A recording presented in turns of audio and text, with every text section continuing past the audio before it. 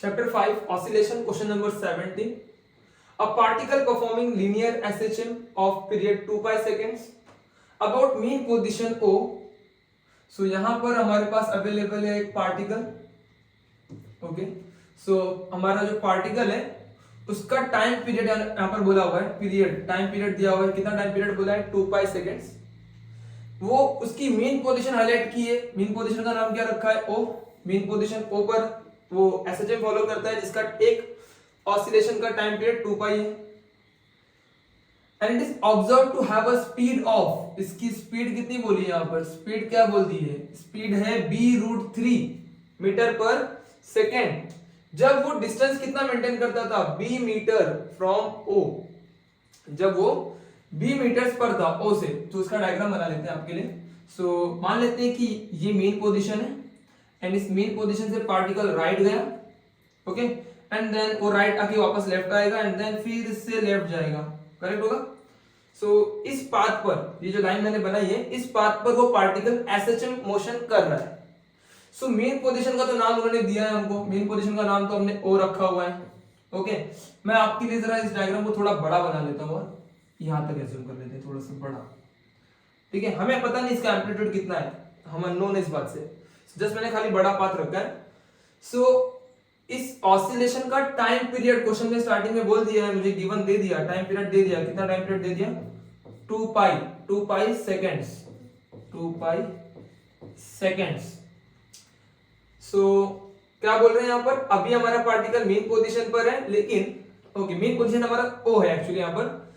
सो क्या दिया हमको यहाँ पर? It is observe to have a speed of b√3 metre per second. उसकी स्पीड कितनी बोली जा रही है? b√3 metre per second when at a distance of, कितना डिस्टेंस है उसका? b डिस्टेंस है, b मीटर पर है. सो अगर मैं मान लूं, देखो यहाँ पे जरा वापस चेक करते हैं. It is observe to have a speed of b√3 metre per second. उसकी स्पीड, उसकी जो वेलोसिटी है वो कितनी है? b√3 metre per second. कब, कहां पर? जब ये b डिस्टेंस पर था o पोजीशन से. सो मैं मान लूं ये o पोजीशन से ये यहां पर हुआ करता था, यहां पर होता था. सो ये जो डिस्टेंस है ये b मीटर है. ये असल में डिस्टेंस कितना है? b metre. सो इस b मीटर के डिस्टेंस पर जो इसकी वेलोसिटी हुआ करती थी, b मीटर के डिस्टेंस पर यहां पे जो वेलोसिटी हुआ करती थी, ये वेलोसिटी कितनी बोली? b√3 क्या बोले यहाँ पर?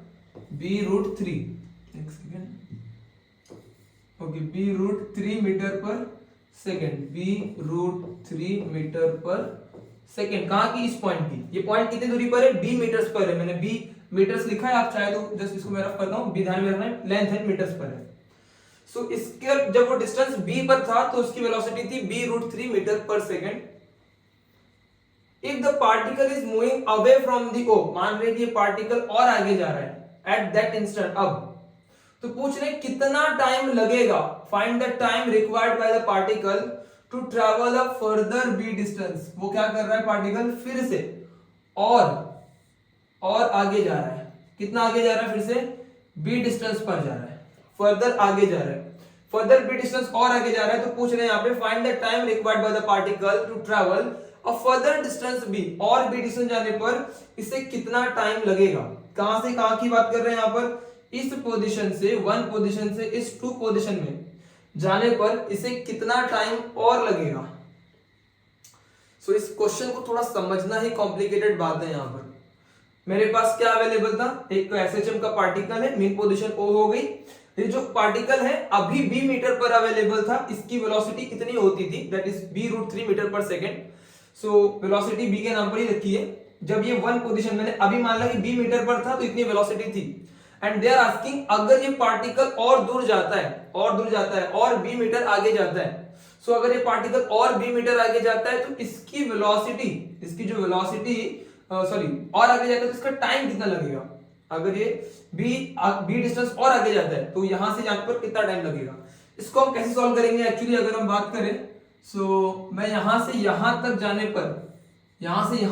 पर ऑब्वियसली एक टाइम तो लगा ही होगा ना. इसको क्या मानेंगे हम लोग? टाइम 1. और अगर मैं कहूं यहां से यहां जाने का भी तो एक टाइम लगेगा, यानी 1 पोजीशन, मीन से 1 पोजीशन पर पहुंचने के लिए टाइम t1. और मीन से ही जब तुम टोटल डिस्टेंस 2b कवर कर चुके होगे तो तुम्हारा टाइम कितना होगा, t2 चलेगा।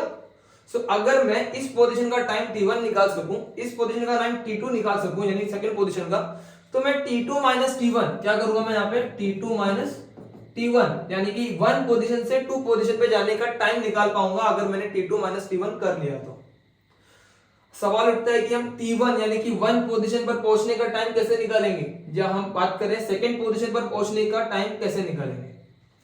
ये सिंपल होगा, इतना टफ नहीं होगा। प्रॉब्लम की बात अभी सिर्फ इतनी ही है कि अगर मैं इतना जानता हूं कि वेलोसिटी जो होती है, वेलोसिटी ओमेगा अंडर रूट ए स्क्वायर माइनस एक्स स्क्वायर, ये डिस्प्लेसमेंट पर डिपेंड करती है। ये वाली जो वेलोसिटी ये टाइम पर डिपेंड करती है। अगर मैं कह रहा हूं कि मैं इस पोजीशन पर हूं, 1 पोजीशन पर हूं, सो अगर मेरे पास वेलोसिटी होगी तो मैं इस फर्स्ट पोजीशन का टाइम निकाल सकता हूं। समझ आ रहा है आपको? मैं अगर यहां पर हूं तो मैं इस पॉइंट पर खड़ा हूं, यानी v1 पता है, अगर v1 पता है तो मैं t1 निकाल सकता हूं। वैसे ही अगर मुझे ये पॉइंट अगर पता होता, यहाँ की वेलोसिटी पता होती 2 पॉइंट की, तो मुझे v2 पता होता तो मैं क्या निकालता, t2 निकालता। ठीक है, सो जरा इस बात को यूज करेंगे हम लोग यहाँ पे। सो मुझे क्या चाहिए यहाँ पर, मुझे पॉइंट 1 की फॉर पोजीशन 1 क्या क्या नोन है हमको। इंपॉर्टेंटली हमें तो इतना ही पता है कि डिस्टेंस पता है, x की वैल्यू कितनी है फॉर पोजीशन 1, x की वैल्यू कितनी है, b है। पोजीशन 1 पे वेलोसिटी v1 के नाम से बुलाना पसंद कर रहा हूं, एंड ये वेलोसिटी कितनी है velocity b under root 3 metre per second, इतनी वेलोसिटी है। वेलोसिटी का फॉर्मूला अगर आपसे कोई पूछे, अंदाजा लगाना है हमको वेलोसिटी का फॉर्मूला क्या होता है, सो मैं यहां पर टाइम पर बात करना चाहता हूं, लेकिन दिक्कत की बात तो ये है मेरे पास एम्पलीट्यूड भी नहीं है। मेरे पास क्या ओमेगा है, क्या हम लोग ओमेगा निकाल सकते हैं? ऑफ कोर्स निकाल सकते हैं। ओमेगा का फॉर्मूला क्या होता है, 2 pi n। So omega is equal to 2 pi, what is n, n तो नहीं पता, n की वैल्यू 1/t डाल दें, n की वैल्यू 1/t डाल दी, यानी t नीचे आ गया। So we are having 2 pi by t, what is t, time period कितना है यहाँ पर 2 पाई है। सो ये दोनों कैंसिल हो जाएगा और इसका आंसर मिलेगा 1 रेडियन, सॉरी बराबर होगी 1 रेडियन पर सेकेंड, 1 रेडियन पर सेकेंड। इसका आंसर हमें यहाँ पे हाईलाइट हो जाएगा 1 रेडियन पर सेकेंड। सो ऑफ कोर्स यहाँ पर मेरे पास ओमेगा तो आ चुका है, पर टाइम और वेलोसिटी की बात को करने के लिए मुझे एम्पलीट्यूड की जरूरत है, जो कि मेरे पास अभी नहीं है। सो मैं क्या कर रहा हूं, फॉर पोजीशन 1 मुझे डिस्प्लेसमेंट पता है, मुझे क्या पता है, मैं यहाँ पे एम्पलीट्यूड की रिलेशन निकाल रहा हूं। ठीक है, मैं एम्पलीट्यूड की रिलेशन निकाल रहा हूं, कैसे निकाल रहा हूं इंपॉर्टेंट रहेगा। x इज इक्वल टू अगर मैं यहाँ पे बात करूं x इज इक्वल टू क्या होता है, सो एक बात रहेगी a sin ओमेगा t रहता है, ये चलेगा, ये एक पॉइंट ऑफ व्यू रहेगा।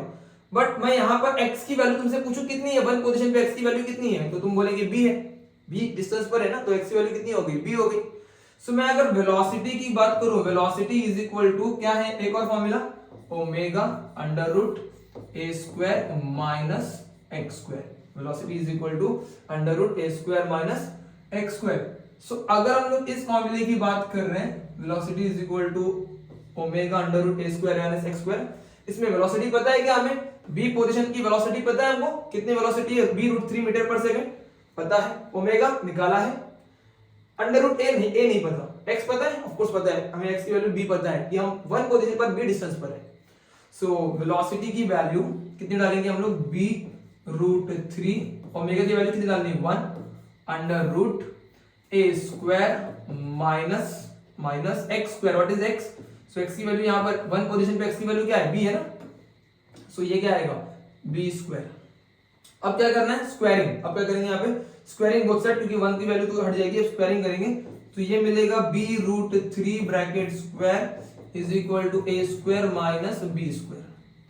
इसका टैली कर लेते हैं आंसर, तो b स्क्वायर रूट 3 का answer 3b square is equal to a square minus b square, इसको इधर बुला लो, 3b square plus b square is equal to a square, 3b square plus b square कितना हो जाएगा, 4b square is equal to a square. At the last, finally, taking square roots. एक minute, okay. Taking square root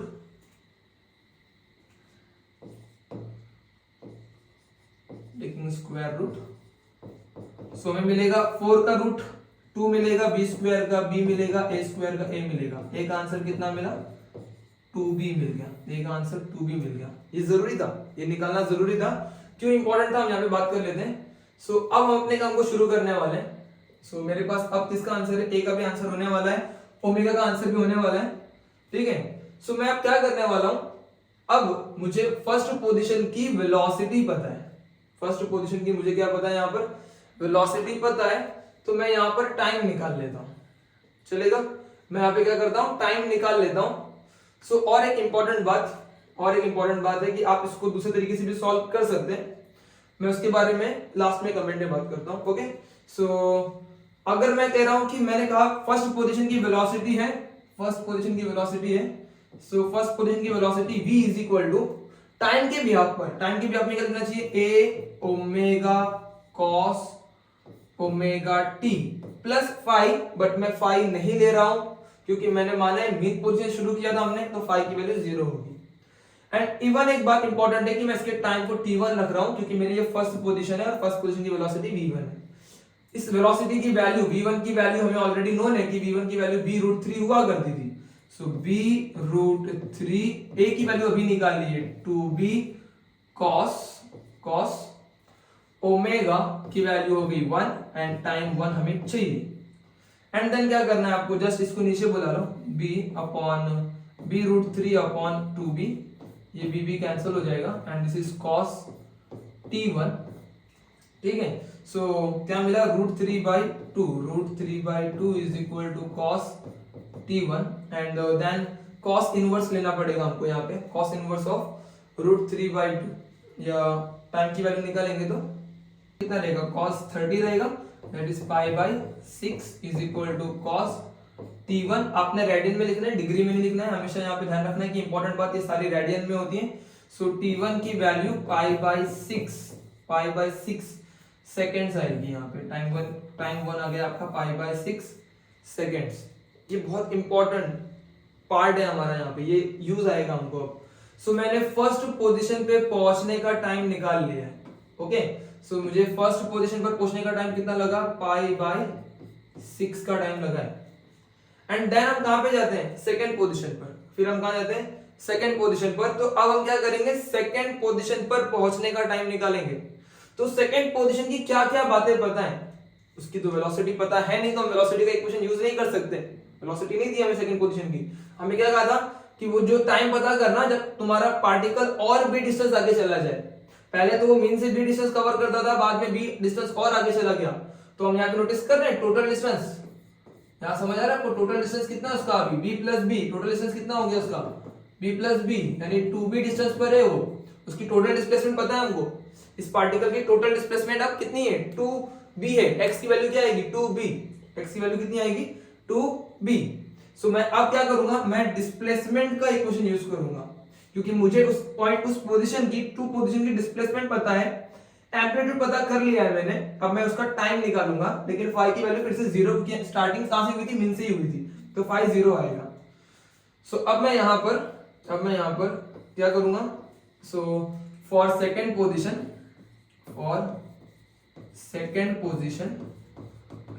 में हमें क्या पता चल चुका था? टोटल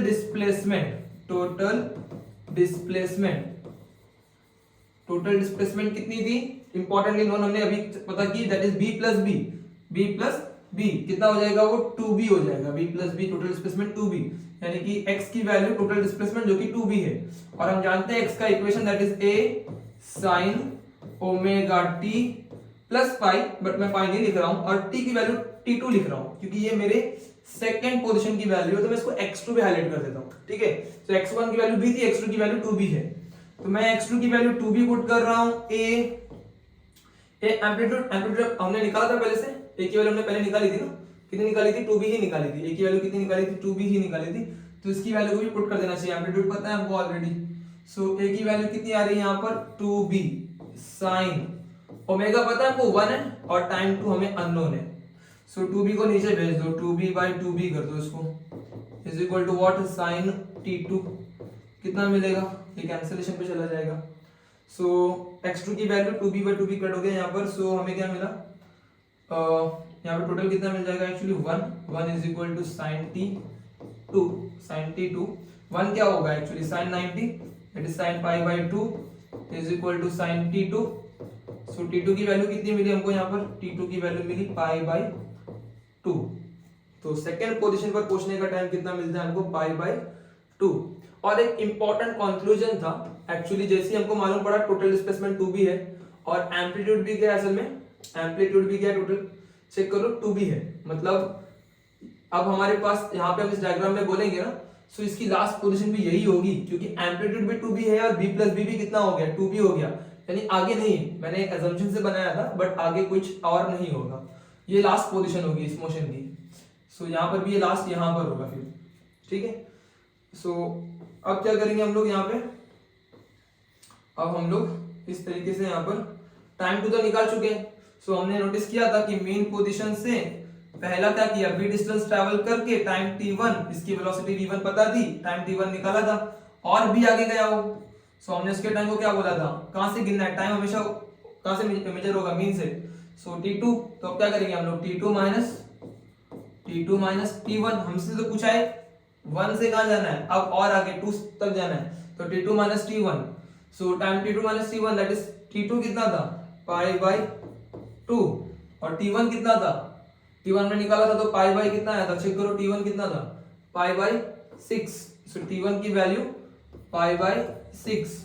सो हमारा time for 1 to 2 position that is t2 minus t1 की वैल्यू क्या रहेगी, पाई बाई 2, इसको चेक कर लेते हैं, क्रॉस कर लो या तो 6 pi minus 2 pi by 12 that is 4 pi by 12, 4 1 जा 4 3 जा दैट इज पाई बाई 3।